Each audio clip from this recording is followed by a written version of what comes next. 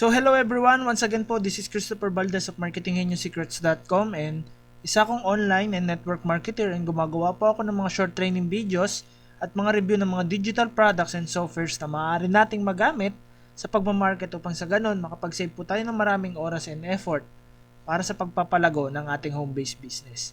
Okay, so in this training video po, ang pag-uusapan natin ay yung day 3 ng ating 7-day Facebook Marketing Training Camp entitled How to Generate Tons of Likes for Our Facebook Business Page. So I hope po by this time ay meron ka na or nakagawa ka na ng Facebook business page mo dahil yung training natin ngayon ay konektado dito. Okay? And ang gagawin natin kasi ngayon po ay i-share ko sa inyo yung 5 simple tips kung paano maka-generate ng maraming likes para sa ating Facebook business page. And pwede pong ang tanong ninyo ngayon is, bakit ba natin kailangan ng maraming likes for our Facebook business page? Tama? Simple lang po. Nagbibuild kasi tayo ng community or fan base para sa ating opportunity or para sa ating products. So kapag mas marami kasi yung likes ng ating Facebook business page, ibig sabihin nito ay mas malawak yung range ng pwede nating pagpakitaan ng ating opportunity or ng ating mga products. So say for example po, may post ka dito na video or may post ka dito na how to knowledge or may post ka dito na any information about your product or any information or any latest update or latest event about your products or about your opportunity. Kapag ipinost po natin yon doon sa ating Facebook business page, ay pwedeng makita din yon doon sa newsfeed ng mga friends, ng mga taong nag-like doon sa Facebook business page natin. Okay? So, sobrang importante po na maka-generate tayo ng maraming likes for our Facebook business page or for our Facebook fan page. So, umpisahan na po natin to, and let me share with you yung 5 simple tips na pwede kong i-share sa inyo kung paano mag-generate ng maraming likes.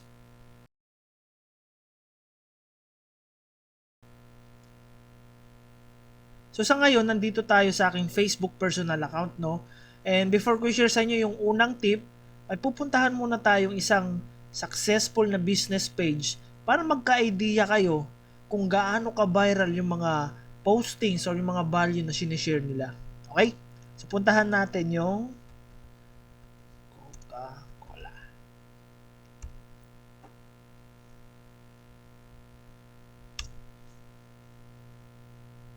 So, ayan. Mali. So, right now po, nandito tayo sa business page ng Coca-Cola, no? And mapapansin ninyo, ang total likes niya ngayon as of date is 2,001,688, no? And kung pansinin po natin, itong isa sa mga post ng Coca-Cola, dated January 23, meron na po siyang 1.8 million views and 3,895 shares na.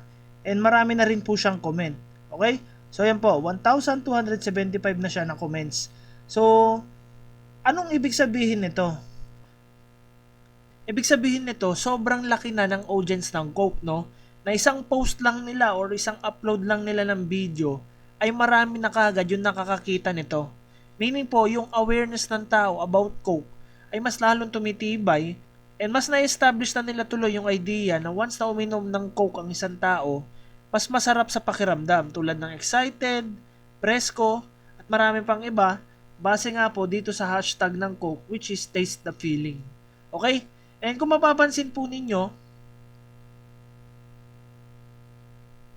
meron siyang 3,896 shares, 179,000 likes, and about 1,275 na comments, no?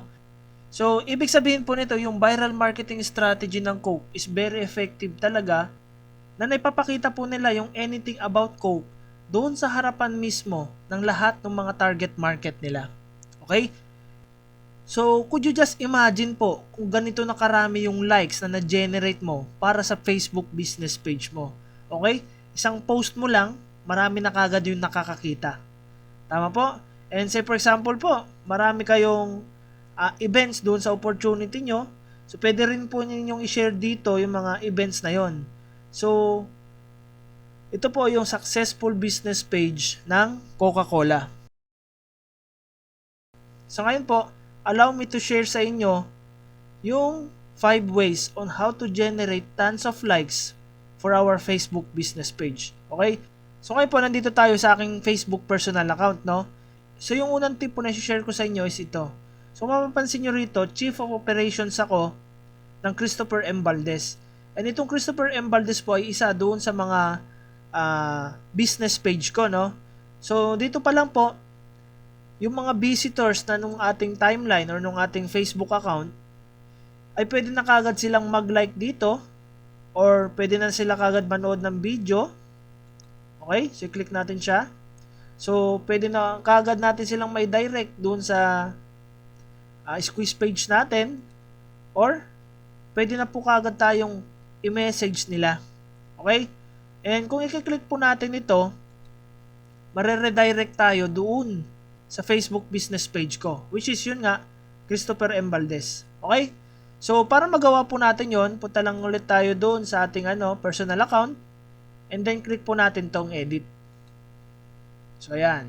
So, dito po, lagay lang natin add a workplace. So, click lang natin to and then dito pong company, ang ilagay natin is yung na-create natin na business page nung isang araw.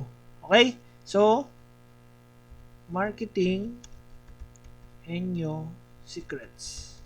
So, ayan. So, kung mapapansin nyo po, ito yung ginawa natin ng business page kahapon, no? So, i-click po natin siya as our company. And dito sa position po, pwedeng ilagay natin General Manager, Chief of Operations, CEO. So, it's up to you, no? So, for this business page, ang ilagay natin is General Manager. So, ayan. So, click lang po natin. And then, kahit ilib na po natin itong city and town and itong description, no? So, nakalagay rito is I currently work here. Okay, tama. So, click lang po natin, Save Changes. Okay? So, ayan, may nag-pop up po na message. So, dito po, kung meron kayong kasama na magmamanage ng inyong Facebook business page po, ay pwede nyo siyang i-search dito, no? Pero kung kayo lang mag-isa yung magmamanage nung na-create natin or na-create ninyo na Facebook business page po, is pwedeng i-skip na ninyo itong step na to. Okay? So, click lang po natin, save. So, ayan. So, meron po nakalagay rito, this info has been saved on your profile. Would you like to share this as a post on newsfeed now? So, dito po, actually, pwede natin itong i-share upang sa ganon, lumabas siya doon sa newsfeed natin, makita to ng ating mga friends para maging aware kaagad sila kung ano ba itong Marketing Henyo Secrets na na-create natin na business page. Okay? So, click lang po natin share. So, ngayon, i-check po natin ulit. Balik tayo doon sa ating personal account.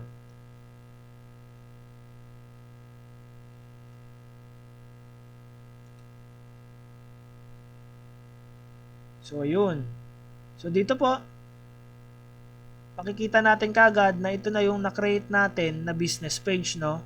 So, dito pa lang po, yung mga visitors natin, yung mga friends natin na bibisita dito sa ating personal account, is pwede na nila kagad tayong kontakin or pwede na kagad nilang puntahan yung na-create natin na business page. Okay?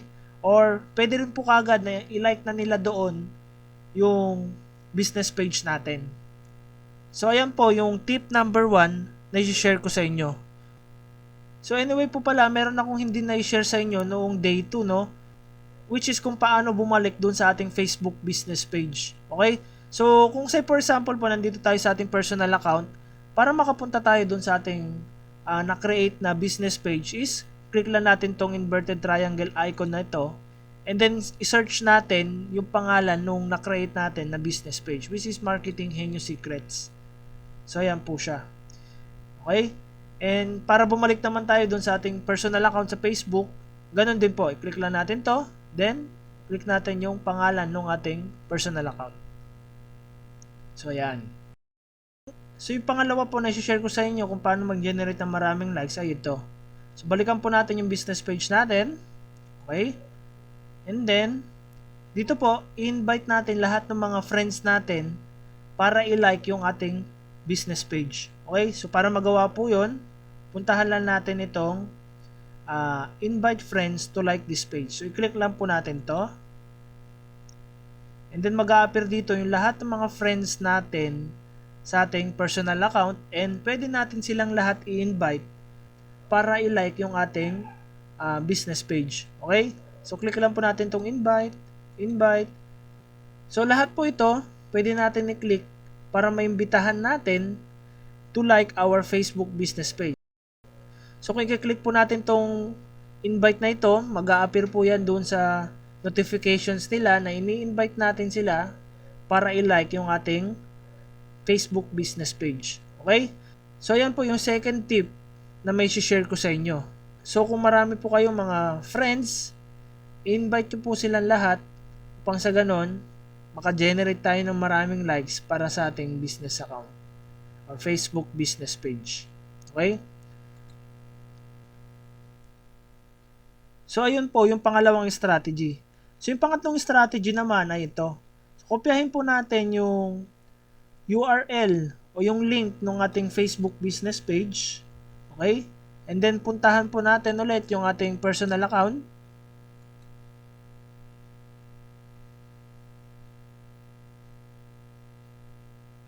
And then, dito po sa ating timeline, i-paste po natin yung link ng ating personal account. Okay?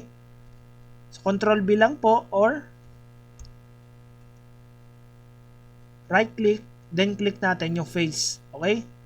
So ngayon po, since nag-appear na rin naman na yung cover photo tsaka yung profile picture natin para doon sa ating business page, so pwede na natin tanggalin itong link na ito. Okay? Kasi po, pag once na i-click naman ng ating mga kaibigan or ng mga makakakita nitong post natin na ito, once na i-click na itong image na ito, is madedirect po sila doon sa ating Facebook business page.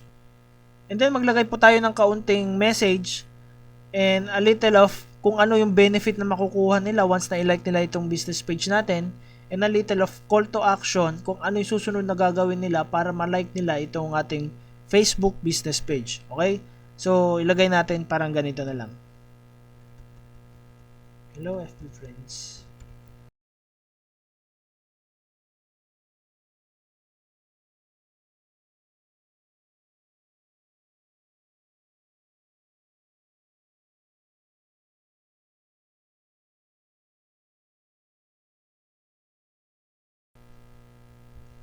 May ginawa akong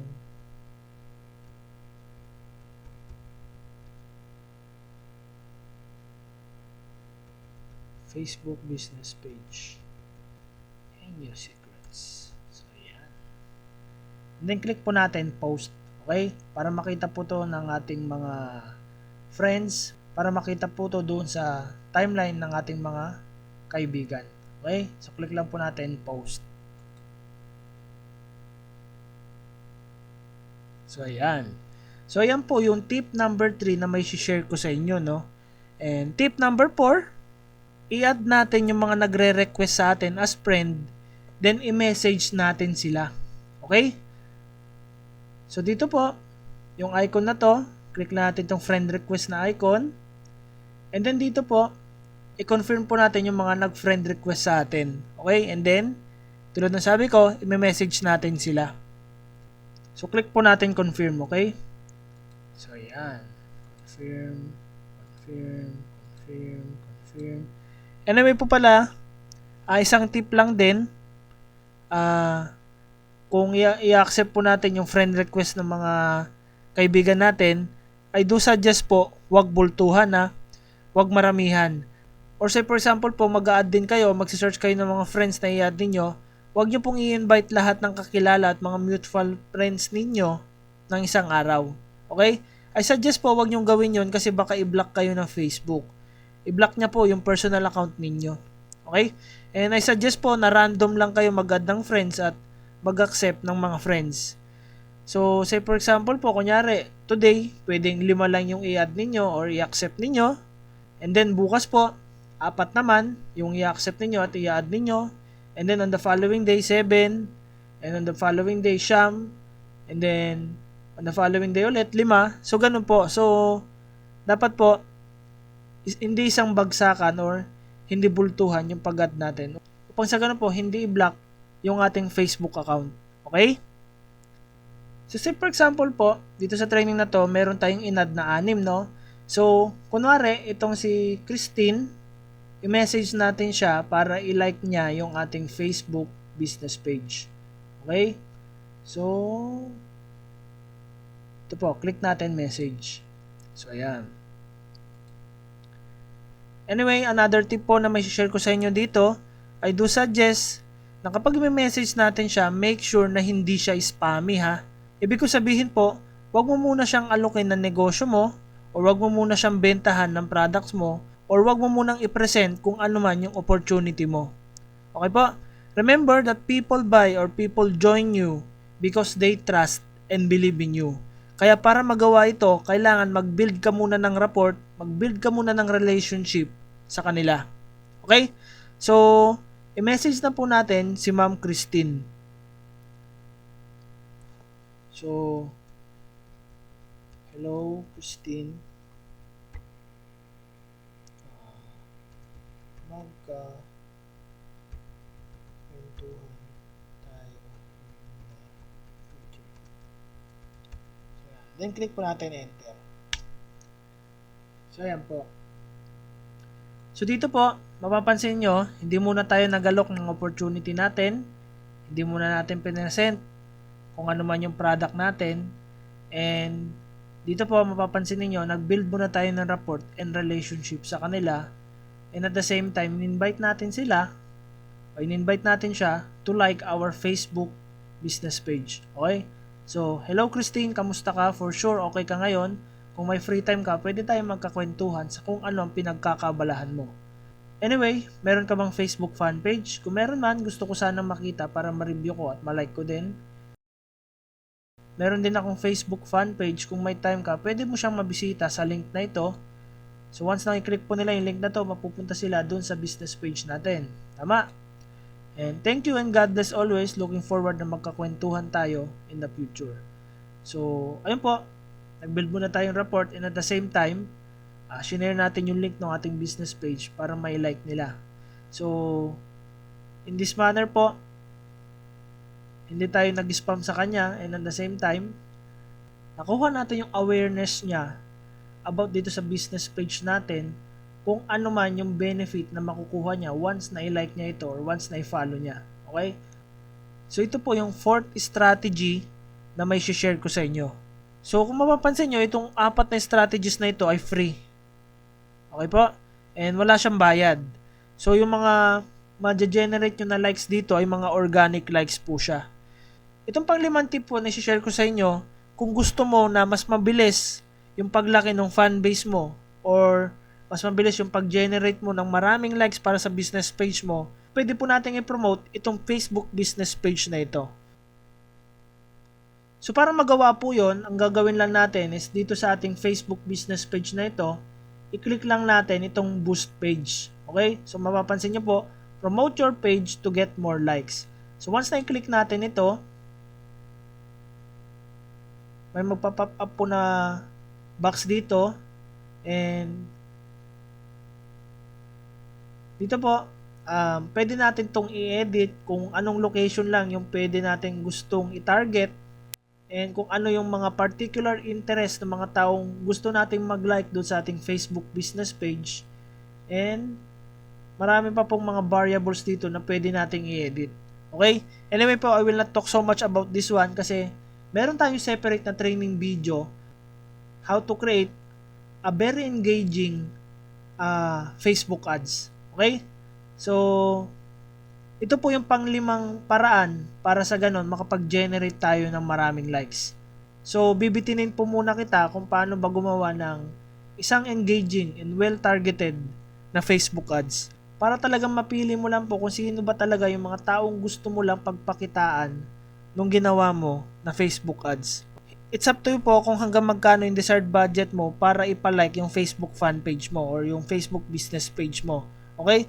Pero kung hindi ganun kalaki yung budget mo, kasi nag-uumpisa ka pa lang, kunwari, yung minimum po na pwede mong bayaran dito is 40 pesos per day. Then be sure po na dapat meron kang credit card, or kung wala man, pwede po kayong mag-apply sa Union Bank ng debit card. So yung pangalan po ng card na yon is Union Bank Neon. Tulad ng sabi ko, abangan nyo po yung Day 7 ng ating 7-day Facebook Marketing Training Cup dahil share ko sa inyo doon kung paano ba gumawa ng isang targeted and engaging na Facebook ads. So kung gagawin nyo po yung 4 na organic strategies kanina yung consistent basis, and at the same time gagawin din natin na gumawa ng Facebook ads para mag-generate ng likes para sa ating business page, for sure po makaka-generate tayo ng maraming likes, which means probabilities, more engagements para ma-attract yung mga potential customers, prospects at target market natin para dito sa ating business page. Okay? So go ahead po. I do suggest apply these strategies, and ang goal ko para sa'yo dito sa particular training video na ito ay mag-generate ka ng at least 100 likes in just 1 week. So sigurado po ako kayang-kaya mong makuha yung goal na yan. So that's it po. I hope meron kayong nakuhang value and technique sa training video na ito. And kung may nakuha kayo, pwede nyo pong i-share yung link na ito sa inyong Facebook account or sa inyong social media accounts upang sa ganun matutunan at malaman din ito ng ating mga kaibigan, team members at ang ating mga downlines. Okay? Also po, please like my Facebook fan page www.facebook.com/Christopher Manzano Valdez. Pwede nyo po akong i-follow sa Twitter ko, Toffel_Valdez, or pwede po kayong mag-subscribe sa aking YouTube channel upang sa ganun po mapanood nyo yung lahat ng mga training videos na ginagawa ko. http://bit.ly.com/Christopher_channel. Or kung may mga katanungan po kayo, pwede nyo akong i-email sa aking email address, christopher@marketinghenyo-secrets.com, or pwede nyo pong i-comment sa baba ng video na ito yung mga katanungan ninyo. Dagdag po dito, I strongly recommend bisitahin po ninyo ang http://marketinghenyo-secrets.com/my-store, and pwede nyo pong i-check dyan yung mga recommended ko na best-selling books galing sa mga veterano at proven na talaga ng mga networkers all around the world. So for sure po, marami kayong matututunan dyan ng mga techniques and mga how-to knowledge and strategies na pwede nyong i-apply sa networking business ninyo. Okay? Also po, kung gusto nyo mauna sa lahat ng trainings na ginagawa ko, sa mga tools and softwares na nire-review ko, na pwede nyo magamit to save lots of time and effort sa pagmamarket, please subscribe po to our email list. Punta lang kayo sa www.marketinghenyo-secrets.com, and then puntahan nyo po yung box, yung orange box sa bandang kanan, and i-enter nyo po yung email address niyo, and then click get updates upang sa ganon may padala ko ng diretso sa email address mo yung mga strategies, techniques, and training videos na ginagawa ko, and pwede mo siyang i-retrieve anytime. Click nyo lang po yung link nung training video na yon doon sa email ninyo. Okay? And lastly po, meron akong ginawang Mind Master group sa Facebook. Anyone, basta networker or aspiring to become a networker can join in this Mind Master group for free. So ang vision po ng Facebook group na ito ay mag-provide ng maraming value tungkol sa mga tips and how-to knowledge and strategies na pwede nating i-apply para sa ating networking business. And meron din po rito mga napapanahong tools and softwares na pwede nating magamit para makapag-save ng maraming time sa pagmamarket. Okay? Meron din po rito mga downloadable reports in the form of ebooks. So pwede nyo pong i-search ito. Yung pangalan ng Facebook group ay Pinoy Networkers Fantastic Mind Master Group, or punta lang po kayo sa link na ito, www.facebook.com/groups/Pinoy Networkers Mind Masters, and add yourself guys. And pwede nyo rin pong i-add dyan yung mga team members and mga downlines ninyo sa Facebook group na yan. And libre po siya. Okay? So once again po, this is Christopher Valdez of marketinghenyo-secrets.com, and thank you for watching.